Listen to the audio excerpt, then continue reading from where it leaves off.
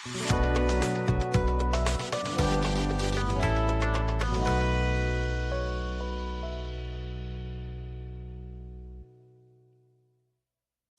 है फुला हुआ कब्रिस्तान की छाया में। इस कहानी में हम एक अनजानी दुनिया में प्रवेश करते हैं, जहां समय द्वारा भुला दिए गए कब्रिस्तान के रहस्यों का पता लगाया जाएगा। जैसे जैसे हम इसके रहस्यों को उजागर करेंगे, आपको एहसास होगा कि कुछ छायाएं हमेशा अज्ञात ही रहनी चाहिए। यह सब एक पत्र से शुरू हुआ, एक पुराने परिचित से मिला पत्र, जिसने हमारी नायिका सारा को भुला दिए गए कब्रिस्तान में बुलाया, जहां अजीब घटनाओं की रिपोर्ट की जा रही थी। जिज्ञासा से प्रेरित होकर सारा कब्रिस्तान पहुंचती है, जहां का सुनसान और उस सुलझा हुआ वातावरण उसे सिहरन से भर देता है। परंतु कुछ ऐसा था जो उसे अंदर जाने के लिए प्रेरित कर रहा था। जैसे जैसे सारा कब्रिस्तान के भीतर आगे बढ़ती है, उसे फुसाहटें सुनाई देने लगती हैं, धीमी, अस्पष्ट और असहज। उसके चारों ओर की छायाएं मानो खुद ब खुद हिल रही हों। अचानक सारा की मुलाकात एक बूढ़े आदमी से होती है, एक रहस्यमयी रखवाला जो कब्रिस्तान के रहस्यों के बारे में कुछ अधिक जानता है, लेकिन उसे साझा करने के लिए तैयार नहीं है। रखवाला सारा को एक ऐसी कब्र की ओर ले जाता है जो अन्य कब्रों से बिल्कुल अलग है।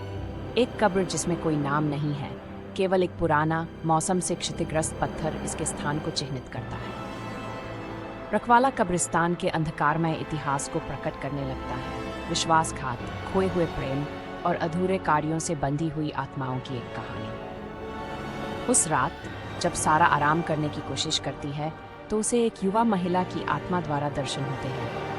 एक भूतिया आकृति जो नामहीन कब्र से बंधी हुई है। भूत ने सारा को अपनी पहचान प्रकट की, एक युवा महिला जिसे उसके प्रियजनों द्वारा धोखा दिया गया था और उसे एक बिना नाम की कब्र में दफनाया गया था। उसकी आत्मा तब तक फंसी रही जब तक उसकी कहानी नहीं बताई जाती।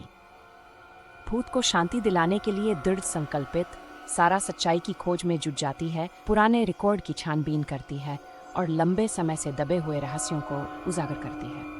सारा की खोज उसे उस व्यक्ति के वंशज के पास ले जाती है जो भूत की तकलीफ का कारण बना था। वह उसे जवाब मांगने और आत्मा को मुक्त करने का तरीका खोजने के लिए सामना करती है। वंशज, जो पहले संदेहास्पद था, अंततः अपने परिवार के काले इतिहास को स्वीकार करता है, एक सच्चाई को उजागर करता है जो पीढ़ियों से छिपाई गई थी। सच्चाई को आखिरकार उजागर करने के बाद सारा कब्रिस्तान लौटती है ताकि वह अनुष्ठान पूरा कर सके जो आत्मा को मुक्त कर देगा और उसे शांति प्राप्त करने देगा। जैसे ही सारा अनुष्ठान पूरा करती है, आत्मा को आखिरकार शांति मिलती है। उसकी आकृति रात में धीरे धीरे विलीन हो जाती है और सारा को अकेला छोड़ जाती है, लेकिन संतुष्ट। आत्मा के अंततः शांत होने के साथ सारा सुबह कब्रिस्तान से निकलती है। उसके दिल में एक संतोष और शांति की भावना होती है।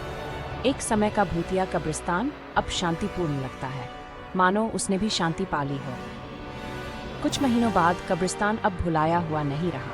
सारा की कहानी ने इसे प्रसिद्ध कर दिया और यह अब एक भयावह स्थान नहीं, बल्कि स्मरण का स्थान बन गया। देखने के लिए धन्यवाद।